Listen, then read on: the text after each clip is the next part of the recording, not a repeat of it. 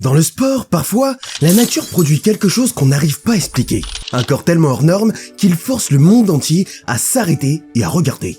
Et en ce moment, cette anomalie, elle s'appelle Olivier Rio, 2,36 m et aujourd'hui 0,7 points de moyenne. Le joueur le plus grand de l'histoire du basket universitaire, celui que tout le monde veut voir entrer sur le terrain, joue 2 minutes en fin de match. Mais ce que personne ne raconte, c'est ce qui s'est passé entre-temps. Un rejet du Real Madrid, une année entière sans jouer. Mais alors, est-ce qu'Olivier Rio va finir en NBA?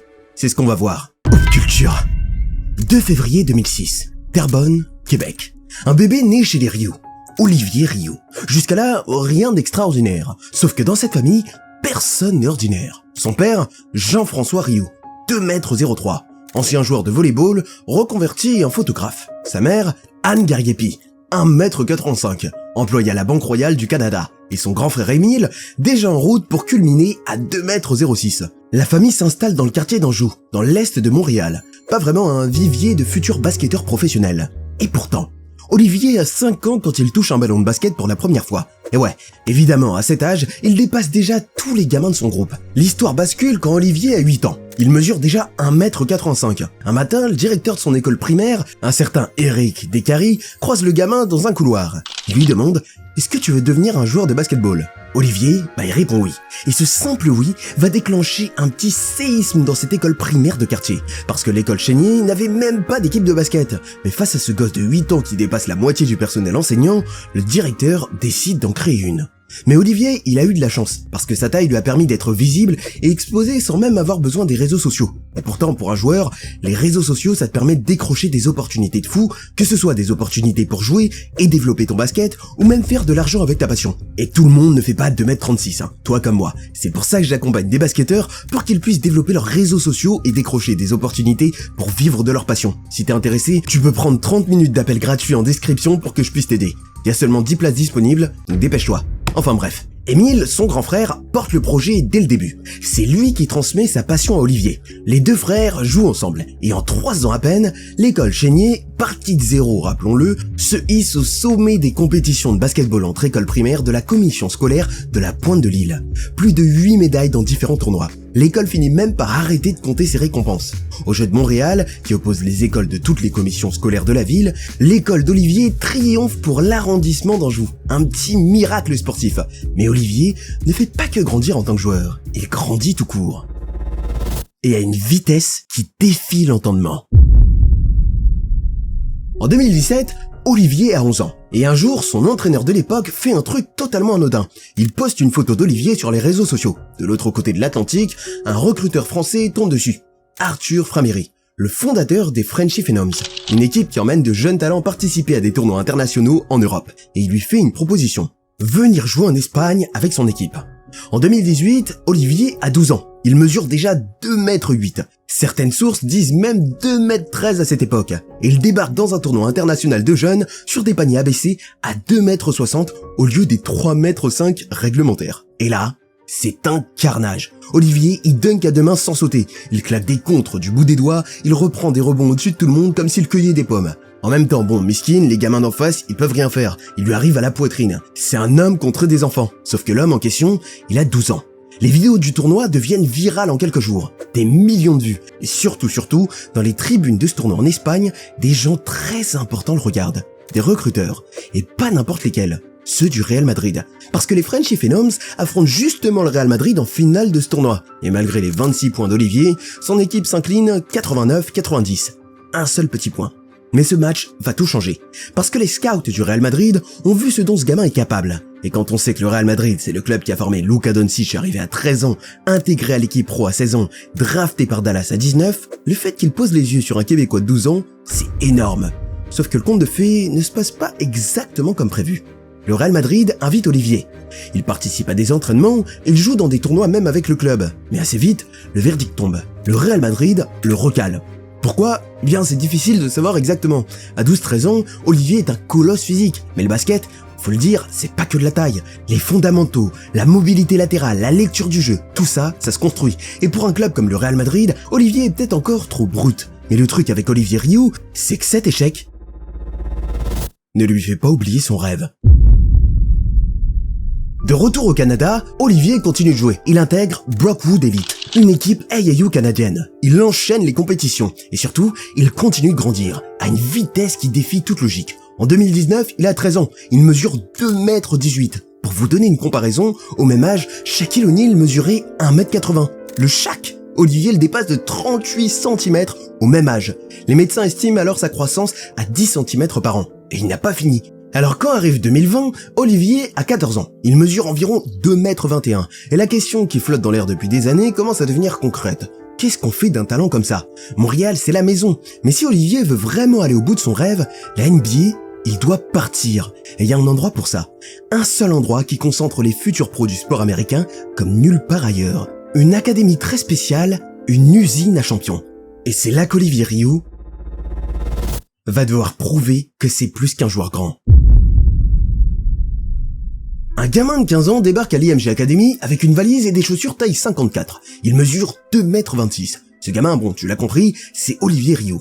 Et à ce moment-là, c'est peut-être le plus important de toute son histoire. Parce que jusqu'ici, Olivier, ok, c'était un phénomène. Mais à l'IMG Academy, personne ne te filme pour tes dunks sur des paniers abaissés, hein. Ici, d'ailleurs, tout le monde est grand, tout le monde est talentueux, et tout le monde veut la même chose, la NBA. L'IMG Academy, c'est une usine. 19 de ses anciens joueurs de basket ont été sélectionnés à la draft NBA depuis 2005. Des noms comme Jonathan Isaacs, Trevon Duval, c'est là que le talent brut se transforme en joueur. Ou alors, c'est là qu'il se fracasse contre la réalité.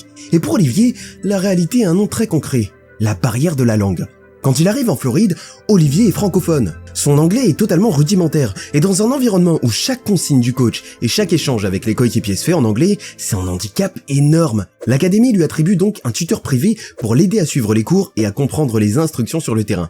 Olivier y bosse, il progresse, mais les premiers mois sont durs, très durs. C'était bien, dira Olivier plus tard avec sa retenue habituelle. J'appelais mes parents presque tous les jours, et l'année scolaire s'est bien passée. Mais derrière ce « c'était bien » minimaliste, il y a un gosse de 15 ans qui se bat sur deux fronts en même temps. Apprendre une langue et apprendre un métier. Parce que le vrai défi d'Olivier à IMG, c'est d'apprendre à bouger. Quand tu grandis aussi vite, ton corps grandit en fait plus vite que ton cerveau peut s'adapter. Tu perds ta coordination, c'est comme si tu devais réapprendre à marcher tous les 6 mois.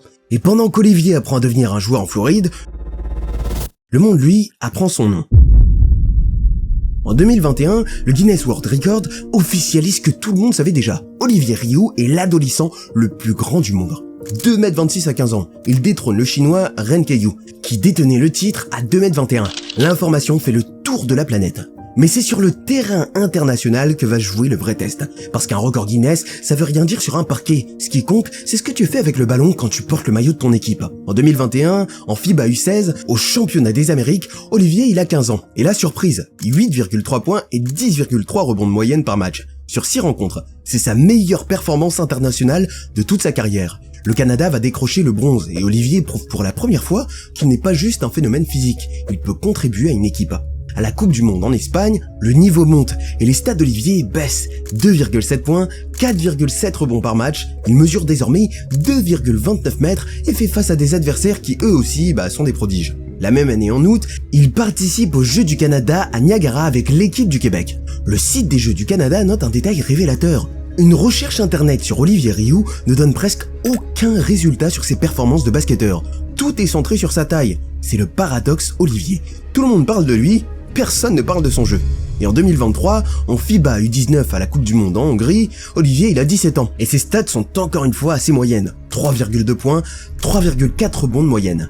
Franchement, c'est pas fou. Alors pour encore progresser, en novembre 2023, à 17 ans, Olivier il s'engage avec l'université de Floride, les Florida Gators. Il était initialement prévu pour la classe de recrutement 2025, mais il se reclassifie et rejoint celle de 2024. Au moment de son recrutement, il est listé à 2,29 m, plus grand que le plus grand joueur universitaire en activité, et aussi que les 2 plus grands joueurs NBA du moment. Les sites de recrutement le surclassent comme prospect 3 étoiles, ce qui veut dire que malgré sa taille record, le monde du scouting reste prudent. Et c'est exactement là que l'histoire d'Olivier Rioux devient fascinante. Parce qu'à Stade, en 2023, il y a 2 lectures possibles. La première, c'est un phénomène de foire, un gamin trop grand, trop lent, qui fait le buzz sur internet, mais qui ne sera jamais un vrai joueur. 3 étoiles, stat internationale franchement moyenne, aucun highlight de lycée disponible, le verdict semble clair. La deuxième, c'est un projet à long terme. Un gamin qui a quitté sa famille à 15 ans, appris une langue, encaissé le regard du monde entier, travaillé ses fondamentaux dans l'ombre pendant 3 ans. porter le maillot de son pays dans 4 compétitions internationales et qui, à 17 ans, s'engage dans l'une des meilleures universités de basket du pays. Laquelle des deux est la bonne? Eh bien, c'est ce qu'on va voir, mais pas tout de suite. Parce qu'en Floride, Olivier va devoir affronter un dernier test avant de pouvoir prouver quoi que ce soit. Et ce test s'appelle la patience.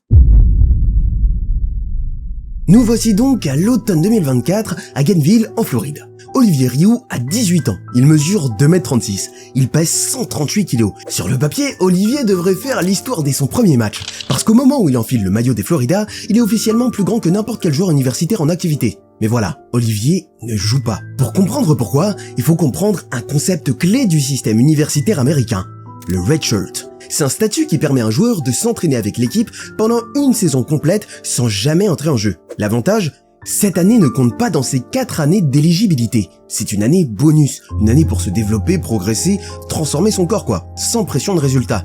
Et c'est exactement le plan que Todd Golden, le coach de Florida, a conçu pour Olivier. Mais le problème, c'est que personne ne le sait.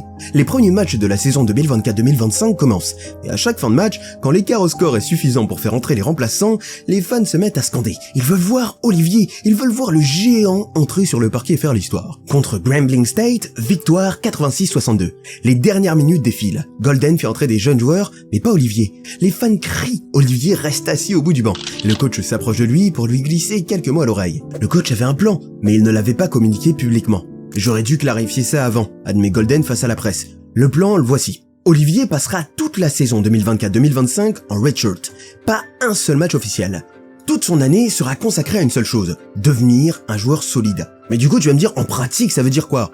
Bien, en fait, ça veut dire que pendant que Walter Clayton Jr. et Mika Locton portent les Gators sur le terrain, Olivier travaille dans l'ombre. Il fait partie en fait de la Scout Team, l'équipe d'entraînement qui simule les systèmes adverses pour préparer les titulaires. Il se lève chaque matin pour les séances de renforcement musculaire, d'agilité, il répète des mouvements de pivot, il travaille sa défense. Parce que c'est ça le vrai sujet en fait, se déplacer à 2m36 et 138 kg, chaque déplacement latéral, chaque changement même de direction, c'est un défi biomécanique que 99,99% des êtres humains ne connaîtront jamais.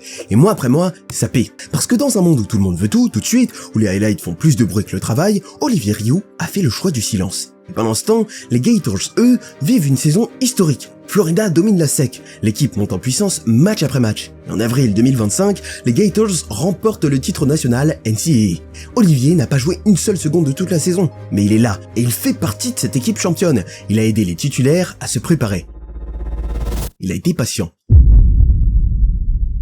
Le 6 novembre 2025, Florida reçoit North Florida. C'est le début de la nouvelle saison. Les Gators sont champions au titre. La bannière de titre 2025 est hissée au plafond avant le match. L'ambiance est électrique. Et dès la pause, alors que Florida mène confortablement, les fans commencent à scander. Les mêmes mots que l'année précédente. Sauf que cette fois, le coach a un plan différent. Plus que 2 minutes au chrono. Le match est plié depuis longtemps. Et Golden se tourne vers le bout du banc. Olivier se lève. Le O'Connell Center explose. 19 ans. Le plus grand joueur de l'histoire du basket universitaire entre sur un terrain NCAA pour la première fois. Même les joueurs de North Florida sourient. L'ailier Trey Cody se colle à côté d'Olivier pour comparer sa taille. Un sourire immense sur le visage. Bon, il touche même pas le ballon pendant ces 2 minutes, mais les adversaires sont tellement fascinés par sa présence qu'ils oublient presque de jouer. So great. The support from everybody was amazing. Even on the bench and even in the fans. I think everybody supported and I'm very grateful. Et puis quand on lui demande ce que ça fait d'entrer dans les livres d'histoire, il lâche la phrase la plus Olivier Rioux possible. It's another day, I guess. Un jour de plus, l'ado le plus grand du monde, le phénomène viral de 12 ans, le gamin qui a été recalé par le Real Madrid, qui a quitté sa famille à 15 ans, qui a appris l'anglais seul en Floride, qui a passé une année entière sans jouer un seul match, vient d'entrer sur un terrain de basket universitaire devant des milliers de personnes, et il dit « c'est un jour de plus ». Parce que pour Olivier, c'est juste la prochaine étape d'un chemin qu'il a commencé quand un directeur d'école lui a demandé s'il voulait jouer au basket. Et il avait répondu oui. Alors aujourd'hui, on en est où? Et sa saison avec les Florida Gators, elle ressemble à quoi? Eh ben, soyons honnêtes, elle est modeste. En chiffres purs, Olivier a joué 7 matchs cette saison. Ses moyennes, 0,7 points et 0,6 rebonds par match. Son pourcentage au tir, 66,7% au tir sur 3 tentatives au total. Au lancer franc, 50%. Et son équipe justement, les Florida Gators sont en train de vivre une deuxième saison de rêve. 19 victoires, 6 défaites. Premier de la SEC, champion en titre. Alors est-ce qu'Olivier Rioux sera-t-il un jour un joueur NBA? Eh bien ce qui joue en sa faveur, il mesure 2,36 m dans un sport où la taille est quand même un avantage structurel. Il est décrit comme un bon passeur, il a des mains de main, il est intelligent sur le terrain, il a une éthique de travail que tous ses coachs saluent sans exception. Et il n'a que 19 ans. Son corps et son jeu vont continuer d'évoluer. Mais ce qui joue contre lui, sa mobilité reste un défi, en défense il est encore en développement. Ses stats en compétition FIBA comme en NCAA sont celles d'un joueur de rotation tout au plus. Et l'histoire du basket est pleine de géants qui n'ont jamais réussi la transition vers le haut niveau. Être grand ne suffit pas. Mais bon, ce que les stats ne disent pas, c'est qu'il a toujours supporté la pression. Et elles ne disent surtout pas qu'il le fait avec un sourire, une patience et une humilité qui forcent le respect. Et c'est peut-être ça la vraie histoire d'Olivier Rioux. Il n'a pas encore prouvé qu'il sera un joueur NBA. Peut-être qu'il n'y arrivera jamais. Ou peut-être que dans 3 ans, 4 ans, on reparlera de cette vidéo et je dirai « je vous l'avais dit ». Mais bon, je vais pas trop m'avancer sinon vous allez me taper dessus. J'aimerais bien connaître votre avis en commentaire. Boostez cette vidéo et abonnez-vous parce que vous êtes 92,7% ce mois-ci à pas être abonné en regardant mes vidéos. Et si t'as envie que je t'aide à développer tes réseaux, tu peux réserver un appel en description, n'oublie pas. Et clique sur cette vidéo si tu veux voir la vérité sur le passé basket de Matt Katipis.